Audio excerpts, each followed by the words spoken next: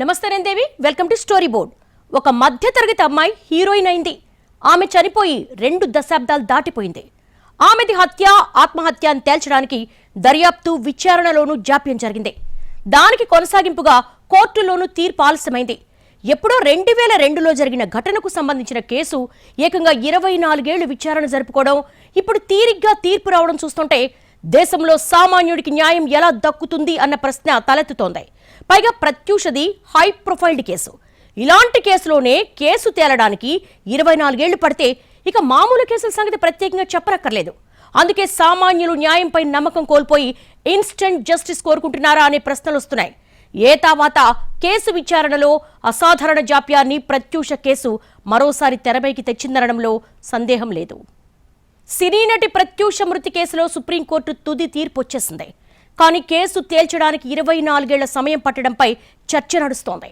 High profiled కేసులో కూడా ఇంత ఆలస్యం జరిగితే ఇక సామాన్యుడికి న్యాయం దక్కేదెలా అనే ప్రశ్నలు తెరపైకొస్తున్నాయి.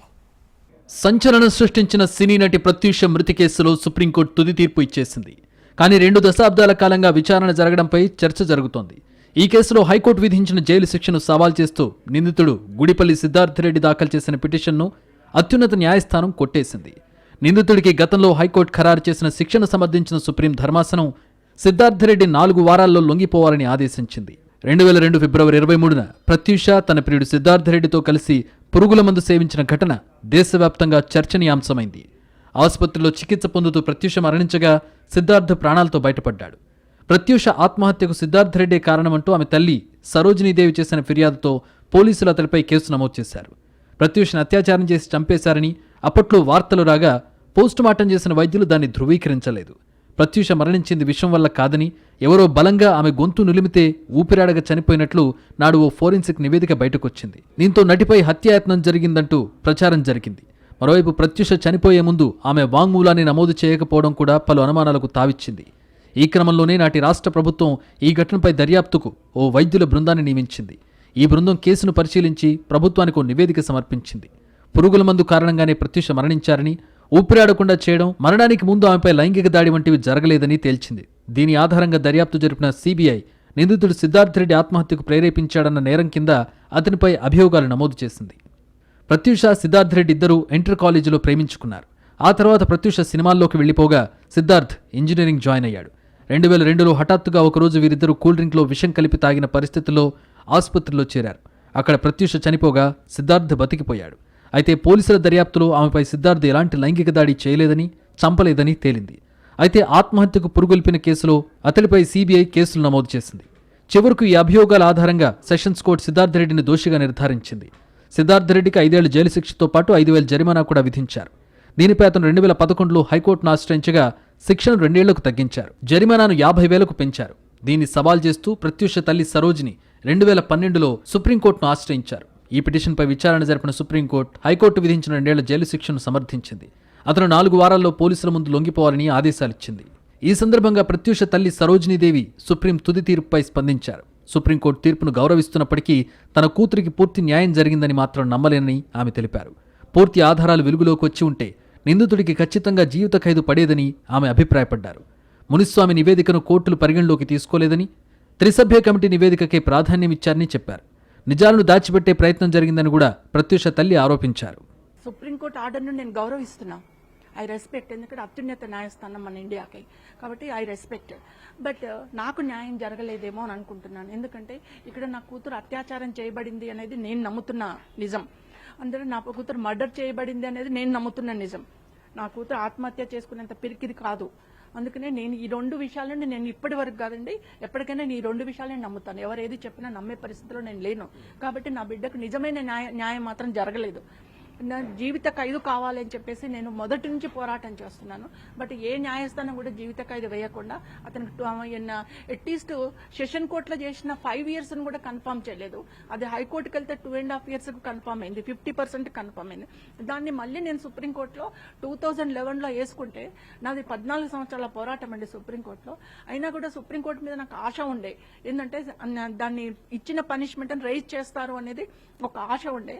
ఆశ మీద నీళ్లు చల్లినట్టు అయిపోయింది నాకు. నటి ప్రత్యూష సిద్ధార్థరెడ్డి హైదరాబాద్లో ఇంటర్మీడియట్ చదువుతున్న సమయం నుంచి ప్రేమించుకున్నారు. ఆ తర్వాత ప్రత్యూష సినీ రంగంలో స్థిరపడగా సిద్ధార్థ్ రెడ్డి ఇంజనీరింగ్లో చేరాడు. అయితే 2002 ఫిబ్రవరి 23న వీరిద్దరూ విషం తాగిన స్థితిలో ఒక ప్రైవేట్ ఆసుపత్రిలో చేరారు. మరుసటి రోజు అంటే ఫిబ్రవరి 24న చికిత్స పొందుతూ ప్రత్యూష మరణించగా సిద్ధార్థ్ రెడ్డి కోలుకుని మార్చి 9న డిశ్చార్జ్ అయ్యాడు. కూల్ డ్రింక్లో పురుగుల మందు కలుపుకుని తాగడం వల్లే ప్రత్యూష మరణించినట్లు వైద్య పరీక్షల్లో తేలింది. అప్పట్లో ఆమెపై లైంగిక దాడి జరిగిందన్న ఆరోపణలు వచ్చినప్పటికీ ప్రభుత్వం నియమించిన వైద్య బృందం వాటిని తోసిపుచ్చింది. పోస్ట్మార్టం చేసిన డాక్టర్లు ఈ ఇంజెక్షన్ మార్క్స్ను, నీడిల్ మార్క్స్, ఇప్పుడు బట్టలు కుట్టడానికి చేస్తాం కదా, అటువంటి మార్కులను అబ్రేజన్స్ అని ఇచ్చినారు. వెరేజ్ ఇది ఇక్కడ దీంట్లో ఆమె గొంతు బిసికి చంపింటే కన మొహం ఇట్లా ఇంత ఫేర్గా ఉండేది కాదు, కొద్దిగా రెడ్గా ఉండాలి. తర్వాత ఇక్కడ ముక్కు మీద ఒక చిన్న రెడ్ మార్క్ ఉంది. అది ఏంటంటే స్టమక్లోకి ఇక్కడి నుంచి ట్యూబ్ పంపుతారు. ఆ ట్యూబ్ అక్కడ ఉంచడానికి ప్లాస్టర్ వేస్తారు. ఆ ప్లాస్టర్ని లాగిన తర్వాత రెడ్గా ఉంటుంది. దాన్ని కూడా వాళ్ళు అబ్రేజన్ అన్నారు. అట్లనే ఈ నోట్లో నుంచి గొట్టం పెట్టినప్పుడు అది అక్కడే ఉండడానికి, అంటే ఊపిరితిత్తుల్లోకి గాలి పోవడానికి, అది అక్కడే ఉండడానికి దాని చుట్టూ కొద్ది వెడల్పుగా ఉండే ప్లాస్టర్ చుట్టి దాన్ని తీసుకొని వచ్చి ఇక్కడ అతికిస్తారు ఇట్లా, అంటే దాన్ని అక్కడ ఉంచడానికి. దాన్ని కూడా వాళ్ళు ఇంటరప్టెడ్ అబ్రేజన్స్ 4 సెంటీమీటర్స్ ఇన్ లెంగ్త్, కుడివైపు దవడకు ఇక్కడ కింద భాగాన ఉన్నాయి అన్నారు. అయితే ఈ కేసును దర్యాప్తు చేసిన సిబిఐ సిద్ధార్థ్ రెడ్డిపై ఆత్మహత్యకు పురిగొల్పడం, ఆత్మహత్యకు యత్నించడం వంటి సెక్షన్ల కింద అభియోగాలు నమోదు చేసింది. దీనిపై విచారణ జరిపిన హైదరాబాద్ మెట్రోపాలిటన్ సెషన్స్ కోర్టు 2004లో ఆయనకు 5 ఏళ్ల కఠిన కారాగార శిక్ష విధించింది. అనంతరం సిద్ధార్థ్ రెడ్డి హైకోర్టును ఆశ్రయించగా 2011లో కోర్టు ఆ శిక్షను 2 ఏళ్లకు తగ్గిస్తూ జరిమానా పెంచింది. ఈ తీర్పుపై అటు సిద్ధార్థ్ రెడ్డి, అటు ప్రత్యూష తల్లి సరోజినీదేవి 2012లో సుప్రీంకోర్టులో అప్పీల్ చేశారు. సుదీర్ఘకాలం పాటు సాగిన న్యాయ పోరాటంలో అన్ని అంశాలను పరిశీలించిన సుప్రీంకోర్టు చివరకు హైకోర్టు విధించిన శిక్షనే ఖరారు చేస్తూ ఈ సంచలన తీర్పును వెలువరించింది. ప్రత్యూష హీరోయిన్గా తన కెరీర్ పీక్ స్టేజ్లో ఉన్నప్పుడు ఇంటర్మీడియట్ ఫ్రెండ్ అయిన సిద్ధార్థ్ రెడ్డితో ప్రేమలో పడింది. సిద్ధార్థ్ రెడ్డి ఫ్యామిలీ వారి ప్రేమను అంగీకరించకపోవడంతో ప్రత్యూష, సిద్ధార్థ్ రెడ్డి ఇద్దరూ ఫిబ్రవరి 23, 2002న పురుగుల మందు తాగి ఆత్మహత్యాయత్నానికి పాల్పడ్డారు. ఈ ఘటనలో సిద్ధార్థ్ రెడ్డి ప్రాణాలతో బయటపడగా ప్రత్యూష మరణించింది. ఈ క్రమంలో ప్రత్యూషను ఆత్మహత్యకు ప్రేరేపించిన సిద్ధార్థ్ రెడ్డికి 5 ఏళ్ల జైలు శిక్ష పడింది. అయితే 2011లో శిక్షను 2 ఏళ్లకు తగ్గించింది కోర్టు. కోర్టు తీర్పుతో నిరాశ చెందిన ప్రత్యూష తల్లి సరోజినీదేవి సుప్రీంకోర్టును ఆశ్రయించింది. ప్రత్యూషది ఆత్మహత్య కాదని ప్లాన్ చేసిన మర్డర్ అంటూ పిటిషన్లో పేర్కొంది సరోజినీదేవి. సుమారు 24 ఏళ్ల పాటు ఈ కేసు విచారణ జరిగిన తర్వాత ఇవాళ తుది తీర్పు వెల్లడించింది కోర్టు. సిద్ధార్థ్ రెడ్డి బెయిల్ పిటిషన్ను కొట్టేసిన సుప్రీంకోర్టు హైకోర్టు విధించిన 2 ఏళ్ల జైలు శిక్షను సమర్థించింది. సిద్ధార్థ్ రెడ్డి 4 వారాలు లొంగిపోవాలని ఆదేశించింది సుప్రీంకోర్టు. మధ్యతరగతి నుంచి సినీ వినీల ఆకాశంలో నక్షత్రంలా వెలిగిన ప్రత్యూష సినీ జీవితం అనూహ్యంగా మొదలై అర్ధాంతరంగా ముగిసిపోయింది. కేవలం 4 ఏళ్లలోనే 12 సినిమాలు చేసిన ప్రత్యూష స్టార్ హీరోయిన్ అయ్యే దిశగా అడుగులు వేస్తూ హఠాత్తుగా మరణించింది. ప్రత్యూష మృతికి ఇప్పటికీ సినీ రంగానికే కాదు అభిమానులకు షాకే. సినీ నటి ప్రత్యూష ఇప్పటి తరానికి ఈ పేరు తెలియకపోవచ్చు, కానీ 90స్లో కిడ్స్కి పరిచయం అక్కర్లేని పేరు. చేసిన కొన్ని సినిమాలతోనే అప్పటి యూత్ గుండెల్లో శాశ్వత స్థానం సంపాదించుకుంది ప్రత్యూష. ప్రత్యూష 1998లో టాలీవుడ్లోకి ఎంట్రీ ఇచ్చింది. బాలనటిగా ఇండస్ట్రీకి పరిచయమైన ప్రత్యూష ఆ తర్వాత అనతి కాలంలోనే హీరోయిన్గా తనకంటూ ప్రత్యేక గుర్తింపు సాధించింది.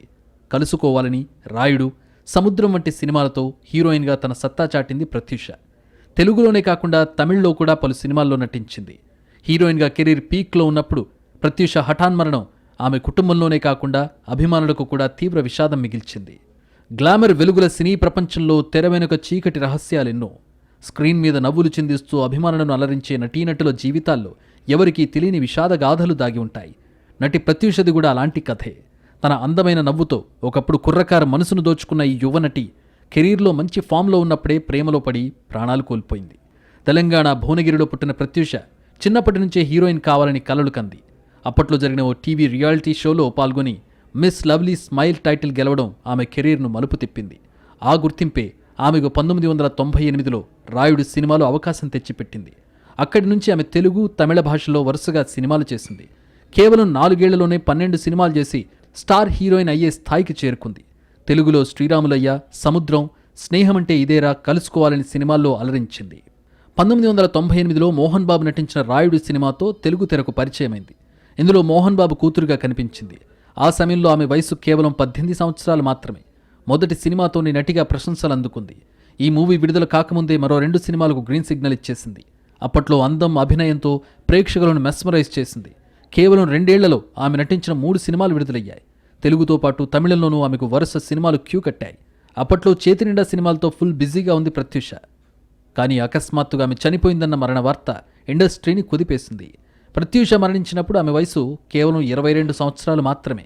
తెలుగు అమ్మాయిలు హీరోయిన్గా రాణించడం కష్టమైన పరిస్థితుల్లో ప్రత్యూష అన్ని సవాళ్ళని దాటుకుని హీరోయిన్గా నిలబడింది.